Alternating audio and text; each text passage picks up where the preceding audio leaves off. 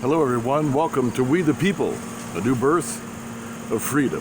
Thank you for stopping by. If you haven't subscribed, hit the subscribe button, the like icon, or dislike. Leave me your comments, pros or cons. I'll get back to you. And please share this with everyone you can. We must get the message of freedom out, because we do need a new birth of freedom. What's a tyrant? You ever stop to think about what a tyrant is, a dictator? What tyranny is? Well, let's look at it just for a few moments. Let's examine its nature and its characteristics. A tyrant, a dictator, a vile, evil, controlling, manipulative, diabolical individual wants to define what life is. They want to set the perimeters of liberty. They want to control and manipulate your pursuits of happiness. They want to establish their own ideology of what justice is, and without fail, they want to give their own perception and definition of truth.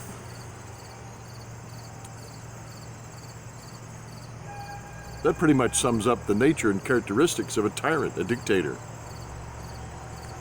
They're not concerned with words like this: we hold these truths to be self-evident. They don't care about that. They're not conscious, nor do they want to be conscious of inalienable rights. Inalienable rights. You get that? They don't care about the laws of nature, nature's God, in the context of life, liberty, and the pursuit of happiness, justice, and truth. They don't care about that. See, they have these little tricks, these little maneuvers, political, evil, vile political maneuvers. If they can take a word or a principle, they can redefine it. Then they put a law, they stamp a law on top of that, then they control you. You see, our founding fathers were so visionary and so insightful, and had within their intellect such genius. They knew that they could not give anyone life. They knew that no political party could give life. Yeah, you can take it by assassination, but you can't give it. No political party, you've heard me say this, and I want to reiterate it, no political party, no political ideology can form life in a mother's womb. It comes by the laws of nature, established by nature's God. Likewise, they also knew that no political party, no political ideology or legislation could define liberty. It's self-evident inside of the life that exists within us. These things are intrinsic, inherent. It's the crown jewels of who we are as human beings. And also they understood that those pursuits of happiness that come forth out of our life, our desire for liberty, those pursuits of happiness also cannot be boxed in by some political legislation. So that's why the Constitution was written, to fully support and defend those self-evident truths. Now remember, you've heard me say over and over again, and I'll continue to say it, true freedom, true liberty, born within that concept, that principle, is the highest form of accountability and responsibility and respect. And I want to lay this in here just for a moment. There's nothing in the Declaration of Independence, the Constitution, or the Bill of Rights that says any one of us has to like anyone. We don't have to like anyone. We don't have to love anyone. That's not mandated.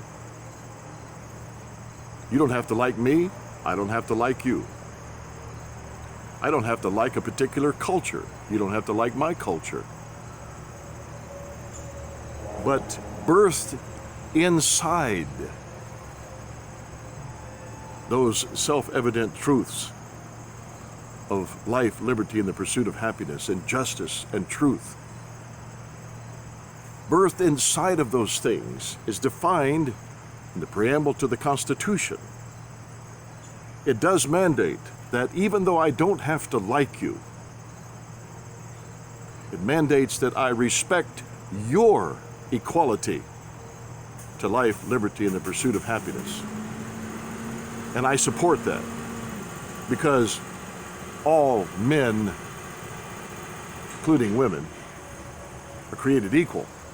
We all have the same equal access to those inalienable rights. That's why it talks about, in the preamble to the Constitution, it talks about for ourselves and our posterity. That's future generations made up of both men and women.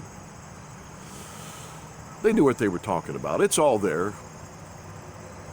It's self-evident. It defines itself.